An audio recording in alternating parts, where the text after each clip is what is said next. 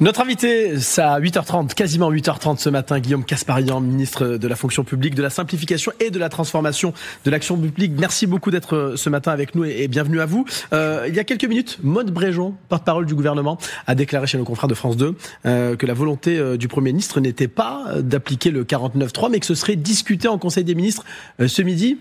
Faudrait pas l'appliquer pour éviter de perdre du temps dans cet examen du budget? Le 49.3, c'est un outil constitutionnel qui est à la main du Premier ministre et du gouvernement à chaque instant et qui peut engager sa responsabilité devant les députés parce qu'il y a un blocage ou parce qu'il souhaite faire passer un texte et engager sa responsabilité. Donc c'est un outil qui peut être sorti à chaque instant. Ça ne veut pas dire qu'il va forcément être sorti.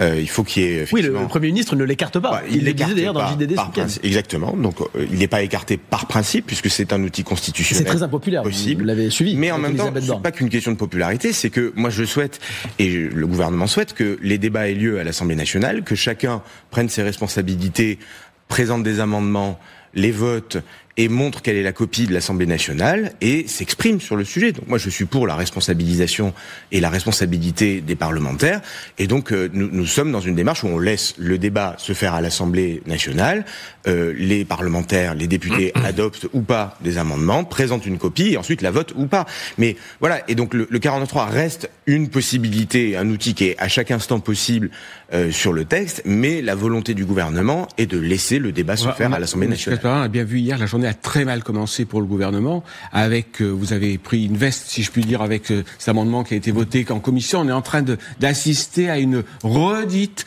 de ce qui s'est passé en commission des finances. Mais donc, est-ce qu'il faut prolonger le supplice chinois ou est-ce qu'il faut pas, pour vous, plutôt trancher rapidement dans notre démocratie, les parlementaires votent et décident du budget.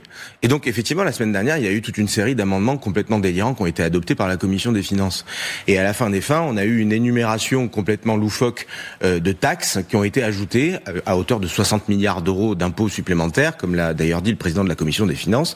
Et puis, une fois que les parlementaires, les députés ont vu le monstre fiscal qui avait été créé la semaine dernière, ils ont décidé finalement de rejeter le texte et de dire finalement on n'en veut pas. Donc, peut-être que cette expérience en commission des finances la semaine dernière va aiguiller le vote de certains députés cette semaine. Ça a été le cas hier. Écoutez, moi j'ai peut-être la naïveté de penser que les parlementaires et les députés en particulier peuvent être responsables. Chacun prend ses responsabilités. Est-ce qu'ils reproduiront le monstre fiscal qui s'est créé la semaine dernière en commission des finances ou est-ce qu'il y aura une attitude différente? Je crois que pour le débat démocratique, c'est important même de le voir. C'est important que les Français puissent savoir ce que leurs députés pour lesquels ils ont voté votent et donc que chacun prenne ses responsabilités. Et ensuite, le gouvernement a sa copie initiale. Les députés font la démonstration avec les amendements de leur idéologie et de ce qu'ils souhaitent porter dans le débat. Et puis à la fin des fins, si vraiment il y a des blocages, la Constitution prévoit des outils pour débloquer. Strictement politique, entre dans le détail après. Mais hier encore, ça a été une très mauvaise journée pour la majorité. Enfin, pour la majorité, vous êtes majorité relative.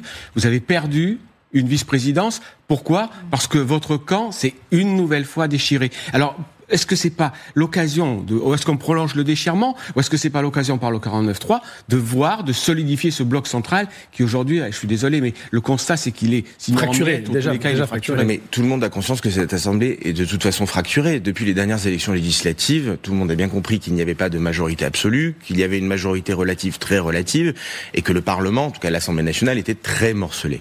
Donc avec un RN qui est l'assurance vie du gouvernement d'ailleurs. Qu'il y ait du coup des événements et des votes qui soient parfois surprenants. Comme il y a quelques jours en commission des affaires économiques de l'Assemblée, que j'ai eu l'honneur de présider il y a quelques temps, ou plus récemment hier avec la vice-présidence. Oui, mais ça, vous allez l'avoir en réalité très régulièrement, puisque, on va pas se mentir, il n'y a pas de majorité absolue à l'Assemblée nationale, donc ce genre de surprise... Oui, mais vous pourriez avoir des partenaires un tout petit peu plus conciliants. Mais de là à considérer que le 49.3 est l'outil magique qui va tout d'un coup fédérer tout le monde, je trouve, pas forcément. C'est un outil, le 49.3, qui vous permet de débloquer la situation quand il y a un blocage. Bon, à ce stade, on n'est pas dans le blocage, on est dans le vote des parlementaires qui présentent des amendements et puis on verra bien la copie finale.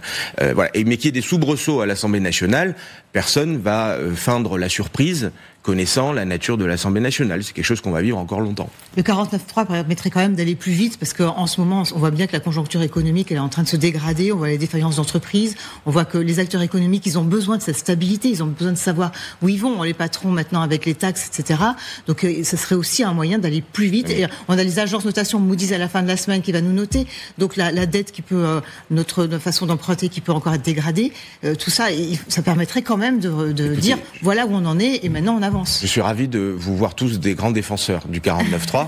J'ai le sentiment que par le passé, quand il a été utilisé, il n'y avait pas autant de popularité et autant d'éditorialistes qui nous disaient allez-y, il faut y aller, il faut le dégainer. Donc moi je pense encore une fois que c'est un outil qui est à disposition du gouvernement et qui peut être déclenché à tout instant quand il y a un blocage, mais que la responsabilité et la responsabilisation des parlementaires, c'est important. Ça permet aussi dans le débat public de voir les positionnements et les votes de chacun des groupes politiques.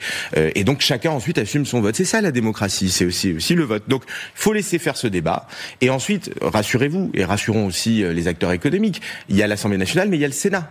Et donc moi je suis convaincu qu'ensuite, quand le projet de loi de finances arrivera au Sénat, que là pour le coup, on a une Assemblée au Sénat qui est beaucoup plus stable, avec une majorité LR et centriste, qui là va faire un travail sur la question du budget, qui est probablement très différent du travail qui est actuellement fait à l'Assemblée nationale sur la question budgétaire. Parce que c'est quand même l'Assemblée qui a... Mais après, il peut y avoir aussi... il faut un moment que les députés sénateurs essayent de se mettre d'accord, c'est ce qui s'appelle la CMP. Il faut surtout qu'à un moment un budget soit voté. Mais la discussion budgétaire, on n'est pas au bout de la discussion budgétaire, on est en octobre. La discussion budgétaire, elle va aller jusqu'à décembre. Donc laissons chacun prendre ses responsabilités et expliquer à travers le vote quels sont les positionnements de chacun des groupes politiques, et à la fin des fins, s'il y a des blocages, à tout instant, le gouvernement peut sortir le 49.3. Oui, Guillaume Kasbarian. Faut pas le dégainer forcément trop tôt, il faut que chacun puisse s'exprimer, débattre et assumer ses positions politiques. Et encore une fois, les positions sont très différentes au sein de l'Assemblée, mais elles sont aussi très différentes du Sénat. Et donc, il y a deux chambres. On est dans un système bicaméral où on a deux chambres au niveau du Parlement. Vous êtes en tant que ministre de la fonction publique, je le disais. Parlons éducation nationale, près de 4000 postes supprimés, alors que certaines régions sont en pénurie d'enseignants. Vous trouvez ça cohérent aujourd'hui ? Je trouve, bien sûr, cohérent. Qu'il y ait un ajustement des recrutements, parce que c'est ça dont il s'agit, oui. En fonction de l'évolution démographique des usagers, en l'occurrence des élèves. Et là, il se trouve qu'il y a 97 000 élèves en moins à la rentrée prochaine. Oui, on parle beaucoup des élèves, mais on parle pas des postes à pourvoir dans l'éducation nationale. Il y en a 3 000 qui n'ont pas été pourvus. Assurez-vous, l'éducation nationale compte toujours 850 000 enseignants et 1 million d'agents. Et l'année prochaine, il y aura toujours beaucoup de recrutements, plusieurs milliers de recrutements de professeurs, d'enseignants. Bon. Ce qui est expliqué là, c'est de dire que plutôt que d'en recruter 21 000 comme chaque année, il y aura 4 000 recrutements de moins, 4 000 postes en moins sur les nouveaux recrutements. Mais il n'y a pas de changement radical, j'allais dire, de la politique salariale qui est menée au sein de l'éducation nationale. Il y a un ajustement qui me paraît encore une fois cohérent et légitime. Cet ajustement là ne peut pas évoluer. L'évolution démographique des élèves, mais moi je souhaiterais d'ailleurs que cet exercice démographique soit réalisé sur l'ensemble des missions de service public. C'est-à-dire que l'on puisse dimensionner les effectifs et les évolutions de recrutement en fonction notamment de l'évolution de la démographie des usagers. Parfois, on a moins d'élèves, mais dans d'autres secteurs du service public, on a plus de travail, parce qu'il y a par exemple sur l'autonomie, la vieillesse, un vieillissement de la population. Donc le fait de dimensionner la taille du service public et les recrutements en fonction de l'évolution de la démographie me paraît totalement sain si on veut avoir un fonctionnement rationnel, efficace du service public. Il faut d'ailleurs intégrer à ces réflexions-là les questions technologiques, parce qu'on a des mesures de simplification, de technologie qui vont améliorer l'efficacité du service public. Et bien là, ça peut aussi jouer sur les futurs recrutements dans les années qui viennent à moyen et long terme. Excusez-moi, mais très technocratique, très technique sur l'éducation nationale. L'éducation nationale, c'est un service public un peu particulier, aussi la santé. Tous les services publics sont singuliers. Mais l'éducation nationale, elle est en crise, on le sait, depuis longtemps. C'est un sujet sur lequel les parents, évidemment, tout le monde est très concerné. La vocation des enseignants se perd d'ailleurs, les professeurs aussi. Il y a quelque chose de très mathématique en disant, voilà, il y a moins d'élèves, donc on coupe. Est-ce que c'est pas une faute aussi de politique de ne pas traiter l'éducation nationale? Moi, j'ai pas le sentiment d'être technocratique. Je constate dans ma circonscription qu'il y a de moins en moins d'élèves en Eure-et-Loire chaque année. Et je trouverais à l'inverse très dogmatique de ne pas se poser la question du dimensionnement du service public et des effectifs et des recrutements, bien sûr, mais de l'éducation. Et si on se disait, en fait, quelle que soit la démographie, quel que soit le nombre d'élèves par classe, quel que soit le nombre d'élèves, en fait, on s'en fout, on recrute exactement de la même manière chaque année, au même rythme, sans se poser la question. Ça serait pas techno, ça serait dogmatique, et ça serait pas du bon usage du recrutement et de l'argent public, parce que quand on recrute, c'est de l'argent public qui est dépensé pour recruter et faire des recrutements. Et donc, moi, je suis pas techno. Je constate, comme vous, que dans nos territoires, on a une évolution de la démographie qui fait que dans beaucoup d'endroits, on a une chute du nombre d'élèves. L'irresponsabilité et le dogme conduiraient à dire « on s'en fout, on continue comme avant ». La vraie responsabilité, c'est de se dire à un moment, quand il y a une évolution démographique, eh bien, on est capable de l'expliquer et de dire que les recrutements ne peuvent pas être exactement les mêmes qu'avant. Et pardon, mais c'est la même chose sur toutes les fonctions administratives de l'État. Si on veut à un moment s'engager dans une démarche qui est cohérente, quand il y a des évolutions technologiques, quand on a des nouveaux logiciels, quand on a l'intelligence artificielle qui se développe dans les services publics, eh bien, on doit être capable d'expliquer que les recrutements vont être impactés dans les années qui viennent parce qu'on a des sauts quantitatifs qui sont faits dans les années qui viennent. Pardon d'être un peu technique. Pardon d'insister sur la question de l'éducation nationale, parce que je crois que ça concerne beaucoup de Français et que c'est l'avenir. J'ai lu encore ce matin que vous envisagiez de supprimer le soutien scolaire, en tous les cas l'accompagnement pour les classes de 3e et 4e. Est-ce que l'éducation nationale en particulier ne mériterait pas une attention un peu plus particulière, un peu plus fine que ce que vous faites? Mais, pardon, excusez-moi, je vais être bien plus clair. Il y a 850 000 enseignants dans notre pays, 1 million d'agents dans l'éducation nationale. Et donc l'éducation nationale est toujours et reste toujours une priorité absolue de l'action du gouvernement et de notre pays. Et nous continuerons à recruter l'année prochaine de nouveaux enseignants. Donc ne faites pas croire qu'il y aurait une suppression ou un arrêt de tout recrutement dans l'éducation nationale et que parce qu'il y aurait 4000 réductions de recrutement, on serait dans un système où on délaisserait l'éducation nationale. Un peu de mesure. Enfin, je veux dire, on a dans notre pays 5,7 millions d'agents publics, une masse salariale de 340 milliards d'euros. On voudrait nous faire croire qu'on est en train de tout arrêter et qu'il n'y a plus de priorité. On va continuer d'en parler dans un instant. Un peu de mesure quand même. Et Guillaume Kasbarian, on continue d'ailleurs sur les services publics dans un instant avec vous. On est ensemble jusqu'à 9h. On continue avec notre invité. À tout de suite. 8h43, notre invité politique ce matin, Guillaume Kasbarian, ministre de la fonction publique, de la simplification et de la transformation de l'action publique. On était sur le service public justement. J'aimerais parler de cette histoire. En septembre dernier, vous l'avez certainement suivi, une institutrice a été filmée en train de frapper une fillette de 3 ans. Elle sera devant la justice en février 2025. On l'a appris hier. Vous vous attendez à une sanction exemplaire? Non, je vais laisser la justice faire son travail. On va faire les choses dans l'ordre. Donc, on attendra les décisions de justice. Et je commenterai pas les décisions de justice avant qu'elles n'arrivent. De l'autre côté, hier, une professeure du collège Alexandre Dumas de Maurepas, on l'a appris, a été frappée par un élève. C'était la semaine dernière, alors qu'elle lui demandait simplement son carnet pour le sanctionner, pour mauvais comportement. C'est récurrent. On a l'impression ces derniers mois, ces professeurs qui sont attaqués, agressés par des élèves. Comment protéger les professeurs? Ça fait partie aussi de votre giron, de votre domaine. Tout à fait. Alors, malheureusement, ce sont des actes qui sont insupportables, qui existent. Et je tiens à profiter de cet instant pour saluer le travail des 5,7 millions d'agents de la fonction publique qui peuvent faire face à des violences, à des agressions. Et effectivement, mon rôle, et le rôle du gouvernement, mais aussi le rôle des responsables politiques, est de systématiquement tenter de mieux les protéger et de mieux les accompagner face à ces agressions. Parce que quand on agresse un agent public, on agresse en réalité la République. Donc il y a des dispositions qui existent déjà, bien sûr, de protection fonctionnelle. Je souhaiterais qu'elles puissent être renforcées. Et cela fait partie des travaux qu'avait d'ailleurs engagé mon prédécesseur Stanislas Guerini. Renforcer cette protection fonctionnelle, permettre éventuellement à l'administration de porter plainte aux côtés de l'agent qui se fait agresser et étendre les protections et les dispositifs de protection pour les agents, mais aussi pour la famille proche qui les entoure. Et donc je souhaite que nous renforcions l'arsenal, à la fois d'une manière réglementaire, mais aussi de façon législative. Vous avez conscience que ça éloigne de cette vocation de professeur, parfois? Bien sûr, c'est le cas pour les professeurs, je viens de le dire, les agressions des agents publics, au-delà de l'éducation nationale, existent. Elles peuvent exister à l'hôpital, elles peuvent exister dans les collectivités territoriales quand il y a un contact avec certains citoyens violents, elles peuvent exister également dans la fonction publique d'État, bien sûr, que ce soit la police, la gendarmerie, mais aussi largement la fonction publique.